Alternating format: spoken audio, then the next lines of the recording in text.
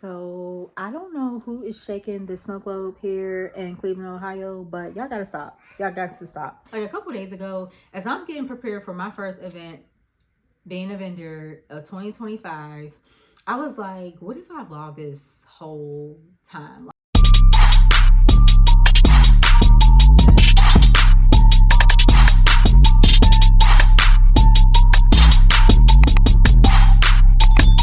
Well, how are y'all doing? How did you guys sleep? How were you guys this morning? I went on Facebook this morning scrolling and to see the amount of just, I don't know what to call it. One side of my brain want to call it ignorance. One side of my brain want to call it being haters. And with TikTok, it changed so many lives, and I'm going to stand on this 10 toes down. Like being able to just walk away from a job that didn't respect them as an individual, and coming from someone that also have dealt with workplace trauma and being a woman in the workplace and feeling safe. I mean, there's so much that we can like go into details about. I just wanted to make my vlog for today about me getting ready for my events. I have an event tomorrow, my first event of me being a vendor of 2025. I'm pretty excited. I was actually a part of this event last year and they invited me back this year. Like, it's supposed to be really, really cold this upcoming week, and I'm not looking forward of it. But you know, being a business owner, you gotta do what you gotta do. And with this social media, I always tell people, never put all your eggs in one basket. Social media is not, I feel like social media will be here, but it's just going to be different platforms, different apps. I'm testing my tripod out too, and I want to do some vlogging for my event and where I'm at my event. I'm about to enjoy some of my iced coffee before I actually get to work. So what I'm about to do is just go through everything I have, pull out things I'm taking to my vendor event, the things I'm not taking to my vendor event. Like, I go through my cases. Sometimes, depending on the event, some of the items may not be for that particular type of event. We wanted to make sure it's not no oopsies. Like, for instance, I do sorority events. I do events for business. I do events like this is a women's health event. So every event is different. So I cater and make things for the theme of that event. Tomorrow is sponsored by a sorority, so I know that there are going to be women that are in these sororities, so I've made keychains or have items for that. If I am doing an event, let's just say event for health, then I'm making sure that I'm having a lot of the ID badges, a lot of nurse themes. So if it's a teacher's event, making sure I have teacher's theme. That's something. Oh, I do have a teacher's theme. So I'll be trying to make, even if the event is a certain theme, I try to make sure there's something for everybody, kind of what I have in stock. Because I might not be able to do it because depending on what I have in stock, but you never know.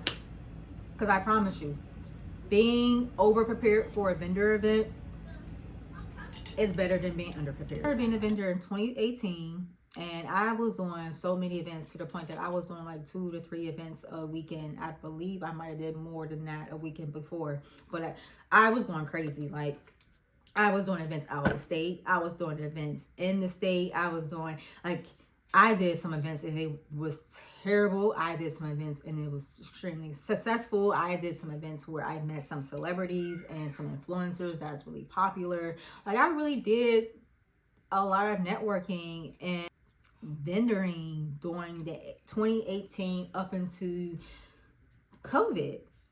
And I was really successful in it. Like, I remember when COVID happened, being a business owner and not having those opportunities no more, because that was another set of income. Like, it was one thing getting orders from the websites and getting orders from people just wanting to, from social media, but to be able to go to an establishment and then come home with like $1,000, even on a bad event, come home 500.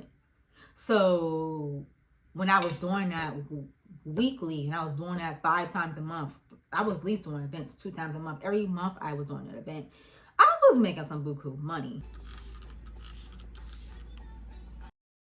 Of course, making money is important, but that's not the importance of being a vendor at an event. This is the opportunity to meet people, to meet potential customers, and network with people. You're not going to always make a lot of money during an event, and that's okay. But one thing you can guarantee is leaving your story with someone. When you have an opportunity to tell your story about why you started your business or service, do it. Because that's what leads people to come back. That what leads people to actually support. It's about who you are as an individual, not so much about the product. Because let's be real, they can get that product from anyone and anywhere. So the real question is, why should they choose you? Choose the right event for you. Now, when you're choosing an event, make sure you are asking questions. Who's organizing that event? Like the location, where and when it's being held. Is it in the summer? Is it in the fall? Is it during the holiday season? How many attendees may show up? Are people paying for a ticket? Is it a free event? What type of theme is the event? Because these questions will help you, narrow down to which events would be aligned with your business. Once you figure out an event, you pay for an event, now it's time to get ready for that event. Making sure you have business cards, making sure you have a tablecloth, a banner, many other things as well too. So let me show you some behind the scenes of what I actually bring to my events.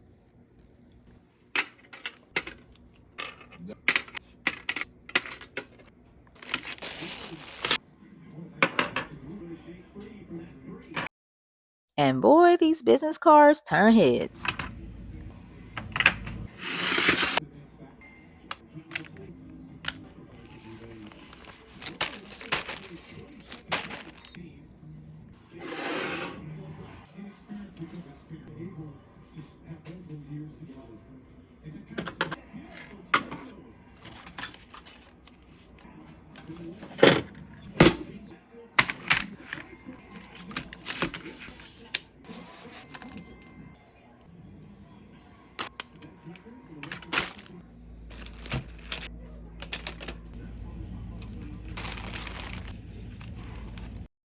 And let's get into the bread and butter.